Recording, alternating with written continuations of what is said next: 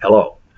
Today I'm going to talk a little bit about unemployment. Unemployment is one of the big problems that befuddles macroeconomic policymakers and decision makers and politicians and others. And the first thing that we have to understand about unemployment is it's not just a single thing. Unemployment is really broken down into components. There's three big subsets of unemployment that we have to be aware of and familiar with. The first one's something that economists call frictional unemployment. And frictional unemployment are those people that are out of work for generally short periods of time, and they're between jobs, or they're just getting back to the labor force after raising their kids, or they're just finishing school and looking for their first job, or maybe they're moving to a new town or city and it takes them a couple of months to get settled. Those people are frictionally unemployed, and usually that constitutes about 2% of the labor force. And basically, it's a healthy thing to have some frictionally unemployed people because it shows that movement is happening in the economy. People are being retrained, they're being re-educated, they're going to new places, and they'll be assimilated into the labor force in short order. The second type of unemployment, the second subset, is called structural unemployment. And structural unemployment is a more pernicious variety. It's not unemployment that we like very much. And basically, structural unemployment means that their workers are mistrained or poorly trained for the jobs that are available. One of the famous examples, or one of my favorite examples that I use in class, is the VCR repairman. Many years ago, I can remember taking my VCR down to the VCR repair guy and having him put on some new heads on the machine, and he said, well, it's going to be about a 2-week wait because we've got a lot of people ahead of you before I can even open up your machine to look at it.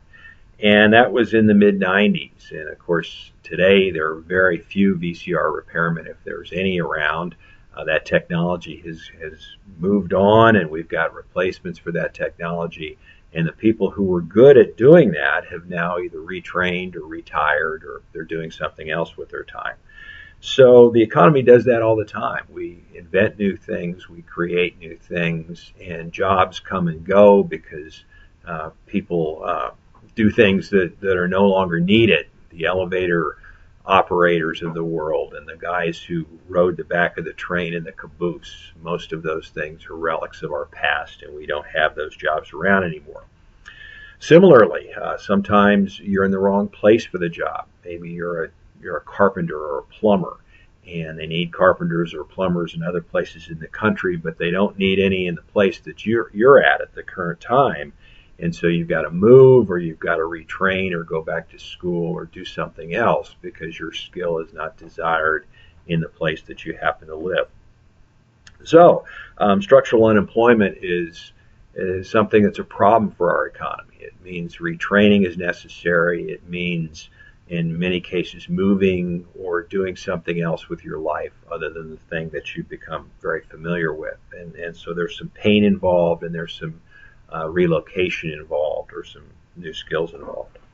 The third kind of unemployment is cyclical unemployment. And cyclical unemployment is a result of the fact that the business goes through cycles, as we've talked about before. And cyclical unemployment just means that the business cycle has gone down and jobs have been lost.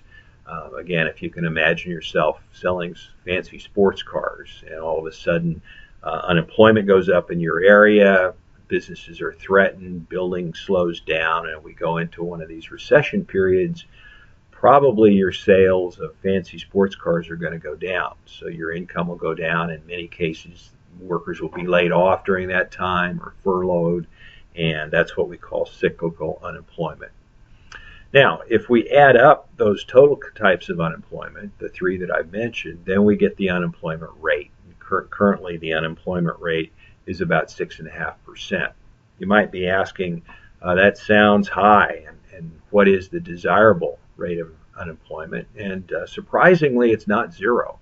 Many people think that we'd like to have 0% unemployment, but economists generally are pretty comfortable with about 5% unemployment. And what that means is that the target rate is 5% rather than zero. And the reason for that is economists acknowledge that there's frictional and structural unemployment. And if those numbers added together account for about 5% of the workforce, then that's something that we consider to be normal.